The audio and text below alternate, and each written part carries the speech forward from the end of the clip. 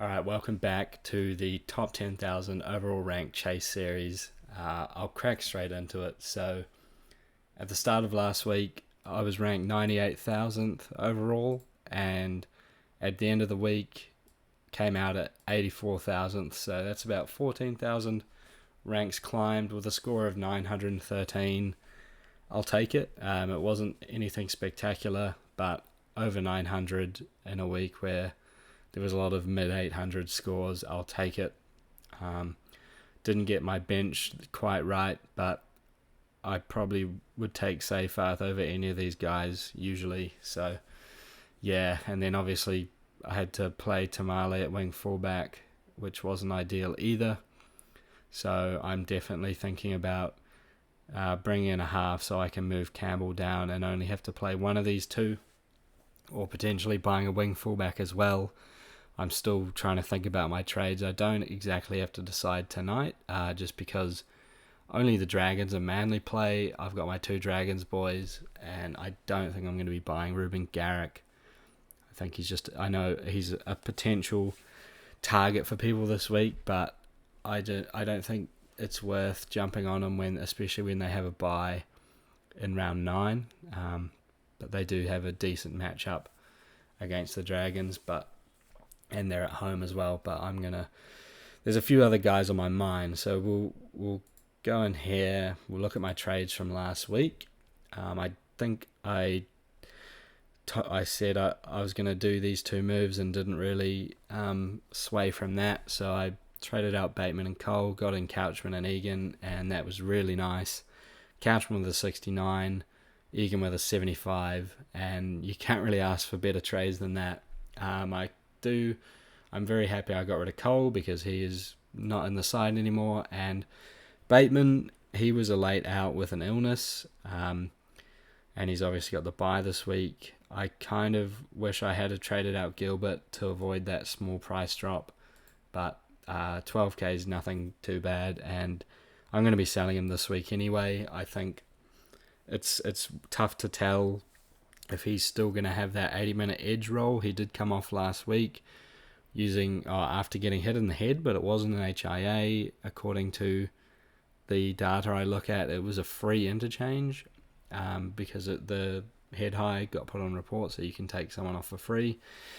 And then he didn't get put back on until about half an hour to go. So it's just concerning that, I don't know, were they checking on him, letting him sort of recover from the head knock sort of thing? I don't know. Gilbert seems like a player that just always wants to be out there. So yeah, I'm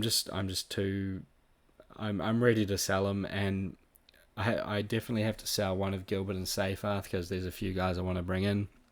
And Seyfarth, he is all but guaranteed 80 minutes, even though he's not scoring as well. I think I'd rather keep hold of him, as I'd rather a player that is guaranteed more minutes at this point.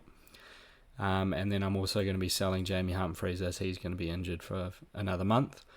Elsewhere in my team, I'm still happy with Toya. I think, his money-making days could be over, but I think for overall purposes, overall rank during the Origin period, he could be a very handy player to have. He plays all the major and minor buy rounds, so yeah, I'm definitely looking to hold on to him. Hubner's still making very nice cash.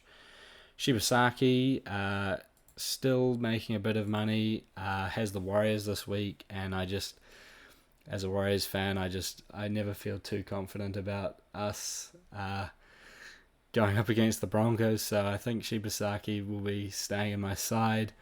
Horsburgh's absolutely fine. Mamazala's fine. Tamale is another one where, he has just lost 2,000, but his dual position, the fact that he plays every round up until round 15, I'm definitely going to be looking to hold him as long as I can. I think he's due some decent scores if they just pass him the ball. Jenkins is still making money. Brimson is off the back of a 59. He can definitely stay in my starting team. Katonga making huge cash. Toa, same thing. I think I'll probably try and start him this week against the Eels. The Eels just conceded 50 points. Stafford Toa's on a hot streak of tries. I'm going to keep him there.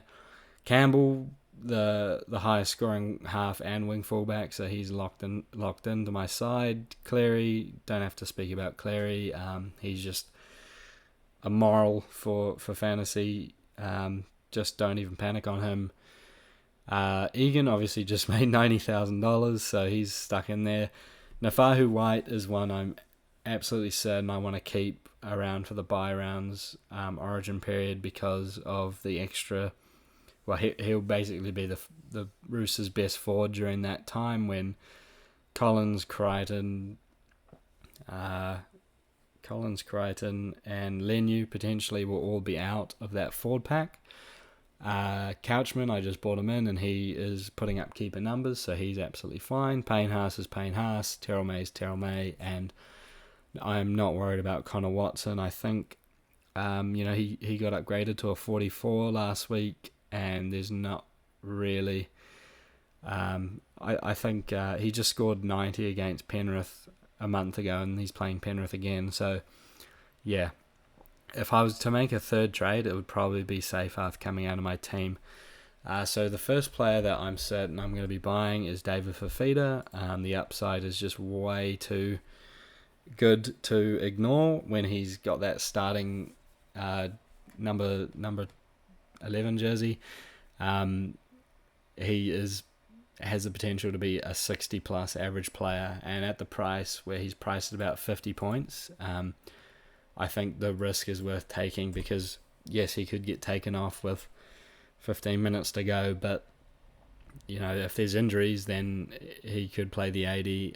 Maybe Desi was just building up his minutes. Every week he's played more and more minutes, so maybe he's just building up his match fitness, and now he's ready to start. He should be playing majority of minutes in the game. So Fafita's definitely coming in for me, and then I'm stuck between two players. I want to get Reece Walsh or Adam Doueihi, or both, but I think I'll probably get Adam Doueihi, which is very risky, but I think the rest of my team is good enough, making enough money that I can sort of afford to take this risk on Doueihi, even though I don't know week to week whether he's going to be starting at half or centre, depending on if Galvin gets put back into the side or not. That's way up in the air. And there's also Latu Fainu, who's potentially a month away from returning from injury. But yeah, in my teams where I'm in cash leagues for head to head, I'm more reluctant to buy Doueihi, which is why I kind of want to buy him in this team and just sort of enjoy the ride. So what I'll probably be doing is chucking Doueihi in my halves, Campbell in my wing fullbacks, and starting either Jenkins or Tamale. I'm not too sure yet, but this will be my starting 17. I'll have these guys here. I could potentially swap Hubner for Seyfarth. We'll just have to see, but this is what I'm looking at, and I'm pretty happy with it. So I think I can definitely crack into the top 70k. Still got 29 trades left, so looking pretty good on that front. Another guy I kind of wish I could get was Isaiah Yeo, but I could potentially do that still, but I would, instead of getting Doueihi, I'd probably get Savala, and then I'd be able to upgrade Seyfarth to Yeo. So we'll see how that goes, but yeah, that's how we're looking. Looking pretty sweet. Got 3 Titans in my team now, 2 Dragons. Didn't think I'd have 2 Dragons. But that's that. And I'll now be going to record the Who's Hot, Who's Not.